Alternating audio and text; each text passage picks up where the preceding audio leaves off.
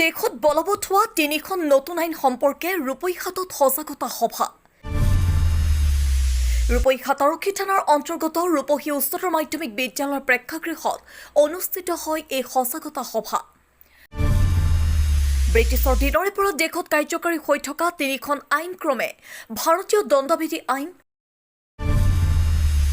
ভাৰতীয় ফৌজদাৰী কাৰ্যবিধি আইন আৰু ভাৰতীয় সাক্ষ্য আইনক সমাপ্ত কৰি সমগ্ৰ দেশত আজিৰে পৰা কাৰ্যকৰী হোৱা ভাৰতীয় ন্যায় সংহিতা 2023 আৰু ভাৰতীয় সাক্ষ্য অধিনিয়ম 2023ক লৈ ৰাইজৰ মাজত সজাগতা সৃষ্টি এই সভা অনুষ্ঠিত হয়। সভাখনত নগাঁও জিলাৰ DSP BC সিংফো আৰু ৰূপৈহাট আৰক্ষী থানাৰ ভাৰপ্ৰাপ্ত বিষয়া বলৰাম তেৰাঙে নতুন আইনে ভাৰতীয় ন্যায় ব্যৱস্থাক লৈ আয়োজন কৰা সজাগতা সভাত উপস্থিত থাকে।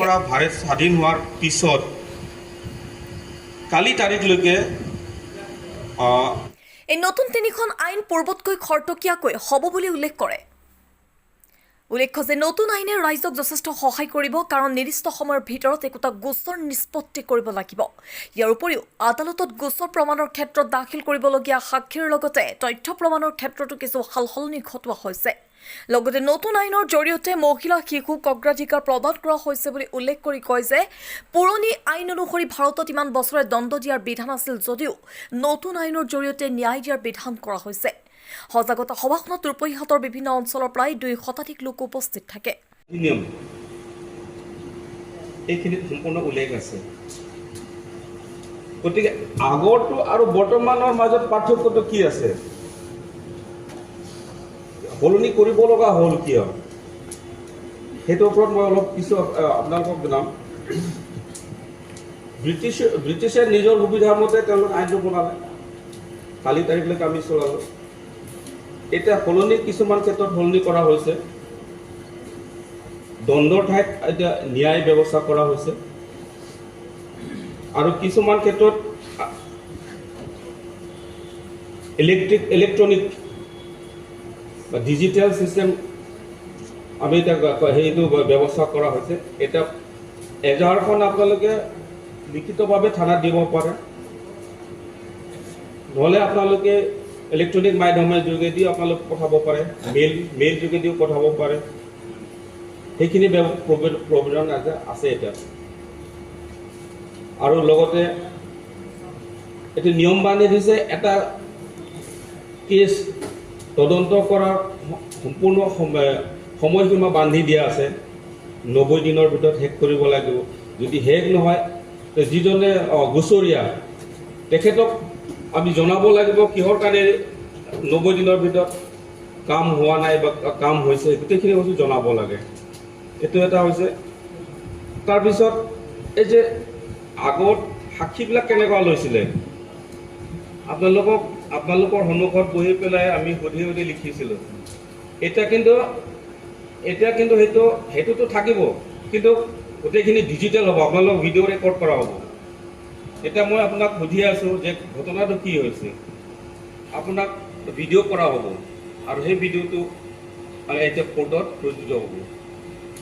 আপুনি চিজাৰ লিষ্টত চহী কৰিছে, আপোনাৰ কি চিজ কৰিছিলে, বোলে আমুক চিজ কৰিছে, এইখিনি আপোনাৰ সন্মুখতে ভিডিঅ' কৰা হ'ব। সেইকাৰণে আপোনালোক এৱাৰনেছ কৰাটো সেইটো কাৰণে প্ৰয়োজন হয়। এতিয়া ভিডিঅ' কৰিছে, কিয় ভিডিঅ' কৰিছে সেইটো লৈ কিছু ক্ষেত্ৰত আক্ৰমক হ'ব পাৰে, আক্ৰমণাত্মক হ'ব পাৰে। পুলিচৰে মানে যিজনে সাক্ষী লৈ আছে তেখেতৰ বিৰুদ্ধে কেতিয়াবা পুতুককৈ মানে আক্ৰমণ কৰি দিব পাৰে, কিয় ভিডিঅ' কৰিছে। সেইবিলাক কথাটোহে মানে এইবিলাক সকলোকে জানিবৰ কাৰণেহে মাতা হৈছে। ঘৰৰ মানুহক আপোনালোকে ক'ব, মই যিমানখিনি আপোনালোকক কৈছোঁ, এই নতুন আইন 3খনৰ বিষয়ে আপোনালোকে আপোনালোকৰ গাঁৱত ক'ব, এৰিয়াটোত ক'ব, এৱাৰনেছটো জাগিব, সজাগতা জাগিব। তেতিয়া তেখেতসকলে আগতে IPC CRPC বুলি কৈছিলে, তো এই বস্তুটো এতিয়া নাথাকিব যিহেতু, তো আপোনালোকে গাঁৱত গৈ কেনে ক'ব, আপোনালোকৰ ঘৰৰ মানুহক ক'ব, ঘৰৰ মানুহে ওচৰৰ মানুহক ক'ব।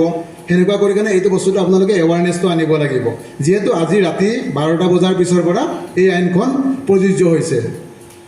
ভাৰতীয় নাগৰিক এইটো সুৰক্ষা সংহিতা, এইটো আপোনাৰ 2023, এইটো আগতে আছিলে CRPC, এতিয়া হৈছে BNSS। তো ইয়াতে আপোনাৰ আগতে যিটো CRPCত আছিলে আপোনাৰ 484 ধাৰা লিখি আছিলে, তো ইয়াক বৃদ্ধি কৰি কেনে আপোনাৰ 531লৈকে ইয়াক বৃদ্ধি কৰা হৈছে। এতিয়া BNSSত আপোনাৰ 531 হ'ব। তো ইয়াতে নতুন কৰি 177 ধাৰা মানে ধাৰা সলনি কৰা হৈছে, মানে এইটো এমেণ্ডমেণ্ট কৰা হৈছে, সলনি কৰা হৈছে। তাৰপিছত 9টা নতুন ধাৰা যোগ কৰা হৈছে। তাৰপিছত 14টা ধাৰা বাতিল কৰা হৈছে। আগৰ যিটো 14টা ধাৰা বাতিল কৰা হৈছে, কাৰণ যিহেতু আমাৰ এইটো কলনিজ আছিলে, ব্ৰিটিছে শাসন কৰা যিকেইটা সিহঁতৰ সুবিধাৰ্থে বনাইছিলে সেইবিলাক ধাৰা গুচাই দিয়া হৈছে। কি ইয়াৰ মূল বৈশিষ্ট্যসমূহ হ'ল তদন্তৰ প্ৰযুক্তিৰ ব্যৱহাৰ, এই মই আগতে কৈ গ'লোঁ আপোনালোকক। এতিয়া প্ৰযুক্তিৰ ব্যৱহাৰ হ'ব, মোবাইলৰ যুগ, মোবাইল ব্যৱহাৰ হ'ব, ভিডিঅ' ৰেকৰ্ডিং হ'ব, এইবিলাকৰ ওপৰতে সাক্ষীবিলাক প্ৰধানকৈ মানে লোৱা হ'ব বস্তুটো। তো দণ্ডাধীশৰ দ্বাৰা জৰিমনা বৃদ্ধি, আগতে যদি 100 টকা বৃদ্ধি মানে জৰিমনা বিহা হৈছিলে, এতিয়া 1000 টকা হ'ব। FIR প্ৰক্ৰিয়া ভুক্তভোগীৰ সুৰক্ষা আৰু সুশৃংখলিত কৰে। FIR-বিলাক আজিকালি FIR হ'ব। এইটো আপোনাৰ FIR-ত আপোনালোকৰ এতিয়া FIR দিব পাৰিব। তেখেতে ছাপ'জ ৰূপহীয়াতৰ মানুহ যদি যোৰহাটত কিবা এটা হৈছে, তেখেতে যাব নালাগে। ইয়াৰ পৰা যিটো এপছ থাকিব তাতে আপোনালোকে আপলোড কৰি কেনে FIR লজ কৰিব পাৰিব।